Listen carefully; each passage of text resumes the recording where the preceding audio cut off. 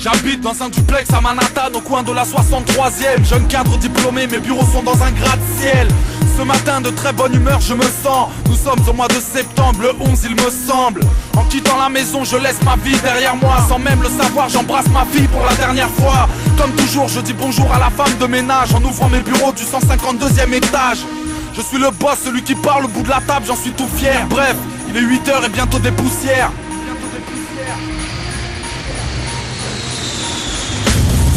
J'ai entendu un bruit impossible à décrire. En une seconde, une secousse, des cris, des appels au secours. De la fumée dans les yeux et dans le bide. Triste choix, brûler dans le feu ou se jeter dans le vide. Asphyxié, j'ai posé mes yeux dans le ciel. Puis j'ai opté pour un vol plané du 152e. L'apocalypse en dimension réelle. Il y aura l'avant et l'après 11 septembre 2001.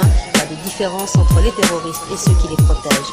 En ce moment, on entend justement au-dessus de Kaboul les bombardiers B-52 américains. Ce sont surtout les enfants qui ont besoin de soins. Les habitations ont toutes été détruites et les habitants survivent dans ces amas de ruines. Je viens du pays des cagoules, là où les obus éclaboussent. J'habite Kaboul et j'ai 12 ans, appelez-moi Mousse. Les familles sont parties, les soldats sont par terre. Le centre-ville est en ruine, même l'école s'est fait bombarder. J'ai demandé à Dieu de m'épauler. Ce que vous voyez à la télé, moi je l'ai vu en ouvrant mes volets. Comme tous les jours, j'irai déblayer les ruines. Comme chaque soir, les échanges de tirs vont éclairer mes nuits. J'ai 6 frères et sœurs, j'ai peur que la mort nous sépare. C'est difficile, alors je prie pour que les missiles nous épargnent. Je rêve de l'université, d'un job à mi-temps. Et si les gosses précoces deviennent adultes à 8 ans, victimes d'une guerre dont j'ignore les causes. Des fois je fais du vélo mais je slalome entre les corps. Mon père pense que le pays a tout à perdre, espérant comme chacun que la guerre nous foute la paix. La Maison Blanche, le président Bush n'y était pas. Notamment pour évoquer les possibles représailles des États-Unis.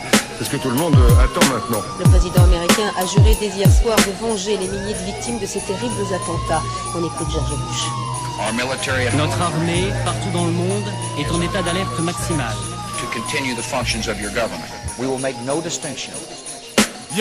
Je m'appelle George, je réside à la Maison Blanche. J'ai fait la guerre sans motif, de temps en temps ma raison flanche. Je suis dans le pétrin, j'ai l'ONU sur les épaules. Je me regarde en face dans la glace même si je tue pour du pétrole. En vérité j'ai la haine, je veux la tête à Ben Laden. Je suis fier, je mens quand je dis que j'aime la paix. Dans les livres d'histoire j'aurais laissé mon nom. Je suis le président cowboy, déclare la guerre plus vite que mon ombre. Je fais croire à mon peuple que les barbus veulent frapper l'Amérique pour être sûr de taper John Kerry. Je suis le shérif du monde, le chef, le justicier, le commissaire. J'ai un caniche qui s'appelle Tony Blair. Je tue des condamnés par injection à la picousse. Partout où je passe on me déroule un tapis rouge. Je mérite le prix Nobel, des belles promesses.